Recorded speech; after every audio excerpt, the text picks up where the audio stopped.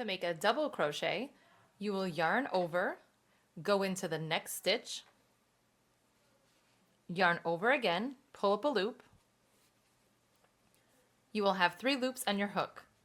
Yarn over and pull through the first 2, yarn over and pull through the next 2. Again, yarn over, go into the next stitch, yarn over, pull up a loop. There will be 3 on your hook, yarn over, pull through the first 2, yarn over, pull through the last 2.